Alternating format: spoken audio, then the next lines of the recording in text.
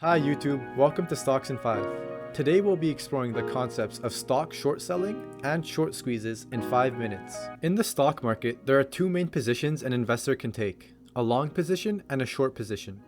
Going long is the classic idea of buying a stock at a low price with the intention of selling it at a higher price later on. Conversely, investors can also choose to go short. Going short, commonly known as short selling, involves making profit off of the decline in a stock's price.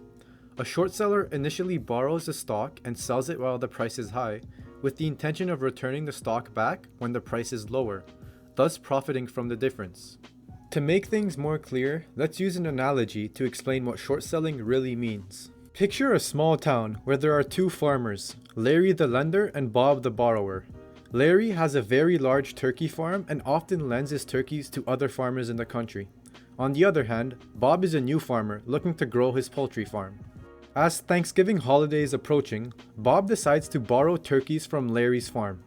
When doing so, Bob signs an agreement, similar to a loan, that he will have to eventually return the same amount of turkeys and that he will have to pay interest over the borrowing period.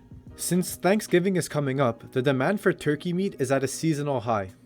So Bob decides to sell his newly acquired turkeys to the grocery store and gets to charge a high rate. After Thanksgiving passes by, Bob thinks that it is a good time to return the borrowed turkeys back to Larry, as he is obligated to do by their agreement. Bob is smart because now that the holiday passed by, the demand for turkey meat will be at a seasonal low, since families in the town will take a break from eating turkey. In consequence, when Bob buys the same amount of turkeys to give back to Larry, he pays a lower price than what he initially sold them for to the grocery store. In summary, what Bob just did is called short selling. Expecting the values of turkeys to drop, he borrowed turkeys and sold them at the high, then returned them back at the low, profiting from the difference. The same scenario applies in the stock market, but instead of turkeys, Bob, and Larry, we have stocks, investors, and brokers.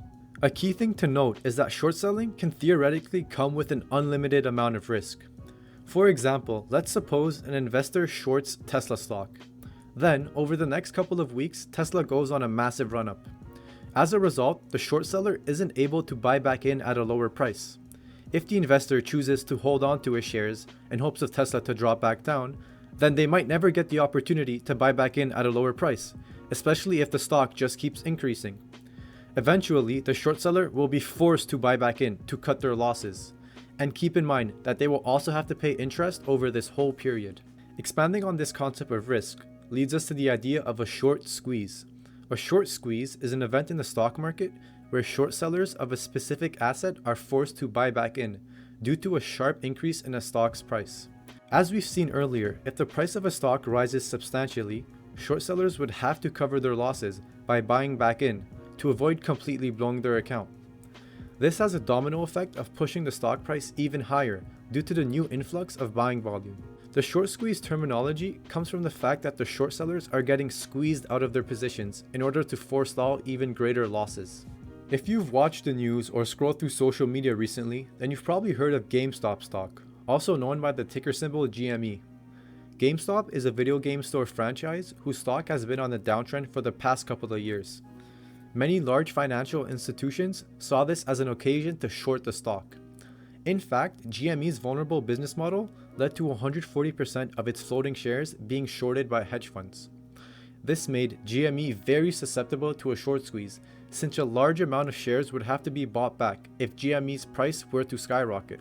A Reddit forum, Wall Street Bets, picked up on this information and saw this as the perfect opportunity to punish the hedge funds for over-risking.